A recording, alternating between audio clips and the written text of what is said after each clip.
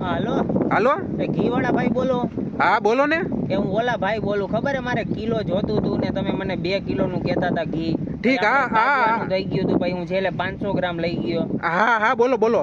તો મારે ઘી જોતું હતું પાછું 500 ગ્રામ. પણ એમ નહીં કાકા, તમે 500 ગ્રામ લઈ ગયા હતા ને તમારો ફોન આવ્યો હે અત્યારે 3 મહિના થઈ ગયા ત્યારે.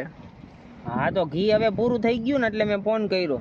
પણ તમે 3 મહિના થઈ ગયા તો હું તમે એક જ જણો હો ઘી ખાવા વાળા કે 3 મહિના સુધી ઘી પૂરું જ ન થયું 500? ના રે ના, અમે બધાય ખાઈને. બધા એટલે કેટલા જણા? અમે 5 જણા હી ઘરમાં, 5 ખાય. સવારે જો ભાખરીમાં ચોપડીને ખાય, બપોરે રોટલીમાં ચોપડીને ખાય, અને હાંજે તો બાજરાના રોટલામાં આમ ઘી ચોપડીને અસલ મસ્તીનું ખાય અમે. પણ તમે આટલા જણા 2 ટાઈમ ઘી ખાવ હો? 3 ટાઈમ. 3 ટાઈમ ખાવ હો? હા. તોય ભલા માણા 3 મહિના સુધી ઘી પૂરું ન થયું? નો થાય ને હવે. પણ કાકા તમે ખાવ હો કઈ રીતે કે 3 મહિના હાલે હે 3 ટાઈમ ખાવ હો તોય?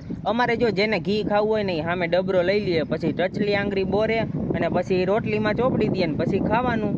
એલા કાકા આવા કંજુસિયા વેડા કરાય કોઈ દી? કંજુસિયા વેડા કાં? ઘીનો બગાડ ન કરે ને ભાઈ, જેટલું ખાવું હોય એટલું જ લેવાનું હોય, એટલે હાલે ને 3 મહિના. તો ભાઈ હું તમને સાચું કહેતો તો 2 કિલો લ્યો ને તો તમારે 2 વર્ષ હાલે ઘી. ના એટલું બધું તો અત્યારે બજેટ નથી. આ 500 લઈને એટલે હાલે. હું હવે જાજુ વાપરી નાખીને તો ભાઈ અમે 2 પાંદડે ન થાય ને. આ વાંધો ને એક કામ કરો ને, દુકાને આવો, હું 500 ઘી કાઢી રાખું. હાલો. હા હાલો આવું.